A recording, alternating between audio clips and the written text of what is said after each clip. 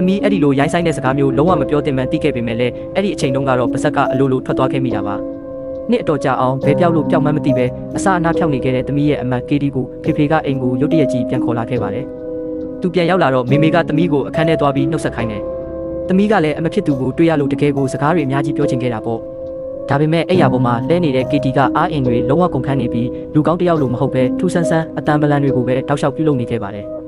အဲ့ဒီညမှာပဲအိမ်ရဲ့အောက်ထပ်ကနေထူဆန်းပြီးခြောက်ချားစရာကောင်းတဲ့အတန်တွေကြားရတာနဲ့သမီးလည်းလန့်နိုးလာပြီးအကိုဖြစ်သူစာဖို့ကိုသွားနှုတ်ခဲ့တယ်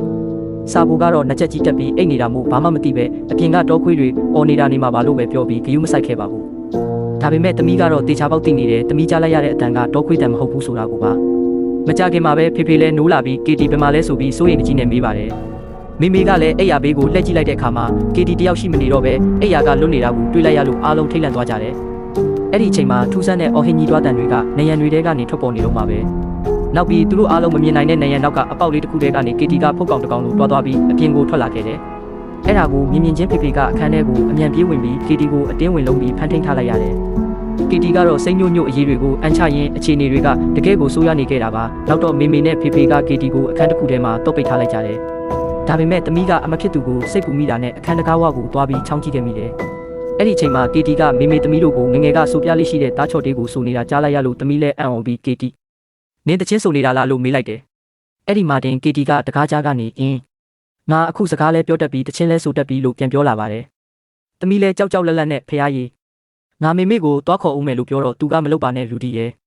နင်ကဒီမိသားစုထဲမှာငါချစ်ဆုံးလူပဲဥစ္စာဆိုပြီးအချို့တက်ပြောခဲ့ပါတယ်ဒါပေမဲ့ချက်ချင်းဆိုတယ်လို့ပဲသူကသမီးမုံဆုံးဖြစ်တဲ့ဗီဒီယိုအစမှာသမီးပြောခဲ့မိတယ်ဆိုတဲ့ဆဲရေးစကလုံးရိုင်းကြီးကိုပြောချင်တိုင်းပြောပြီးတကားအောက်ခြေကနေရှာကြီးအရှိကြီးထုတ်ပြလာတယ်ပြီးတော့သမီးရဲ့တွေးသားရတာကိုမြည်စမ်းကြည့်ချင်တယ်လို့လည်းပြောလာပါတယ်သမီးလည်းကြောက်အားလန့်အားနဲ့အနောက်ကိုဆုပ်ပြီးထွက်ပြေးဖို့ကြိုးစားပေမဲ့ကိုခန္ဓာကြီးတစ်ခုလုံးကလုံးဝလှုပ်ရှားလို့မရပဲတောက်ခဲသွားခဲ့ရတယ်အဲ့ဒီနောက်မှာတော့ကေတီကသမီးကိုစုံကဝေလိုမျိုးမမြင်ရတဲ့စွမ်းအားတစ်ခုနဲ့လေထဲကိုမြောက်တင်လိုက်ပြီးတွဲလောင်းကြီးဆွဲထားပါတော့တယ်မေမေနဲ့ဖေဖေချိန်မီရောက်လာပြီးကေတီကိုဘီတက်ကလထိုင်မှာပြန်ချီနှောင်ထားလိုက်နိုင်လို့အသက်ဘေးကလွတ်ခဲ့ရပါတယ်အဲ့ဒီနောက်မှာတော့မေမေကသမီးကိုဘေးကင်းအောင်ဒီအိမ်ကြီးကနေအဝေးကိုခေါ်ထုတ်သွားဖို့အမြန်ပြင်ဆင်လိုက်တယ်ဒါပေမဲ့ဒီအိမ်ကနေထွက်ပြေးလဲမထူးခဲ့ပါဘူးအဲ့ဒီကြောက်မက်ဖွယ်ကောင်းတဲ့အမောင်စွမ်းအားအတန်ကြီးကသမီးရဲ့စိတ်ထဲနားတဲ့အထိထက်ချက်မကွာလိုက်ပါနေတော့မှပဲကားပေါ်မှာမေမေကသမီးကိုစိုးရိမ်ကြီးနဲ့သမီးဘာဖြစ်လို့လဲဘာတွေအဆင်မပြေဖြစ်နေလို့လဲလို့မေးနေတဲ့အချိန်မှာပဲသမီးရဲ့စိတ်တွေကလုံးဝလွတ်ထွက်သွားပြီးကေတီလိုမျိုးတရေပူးတလို့ဖြစ်ကမေမေစီကိုအတင်းခုန်အုပ်ပြီးတောင်းကျမ်းပါတော့တယ်အိမ်ကလူတွေအကုန်လုံးလဲကားထဲပြေးဝင်လာပြီးသမီးကိုအတင်းဖမ်းဆီးထိန်းချုပ်လိုက်ကြတယ်တယောက်ယောက်ကသမီးရဲ့နာမည်ကိုစိုးရိမ်ကြီးနဲ့အော်ခေါ်နေတာကြားနေရပေမဲ့လည်းသမီးရဲ့စိတ်နဲ့ခန္ဓာကိုယ်ကိုတော့သမီးကိုယ်တိုင်လုံးဝမထိန်းချုပ်နိုင်တော့ပဲကေတီလိုပဲမိစ္ဆာပူးတလို့ဖြစ်သွားရပါတော့တယ်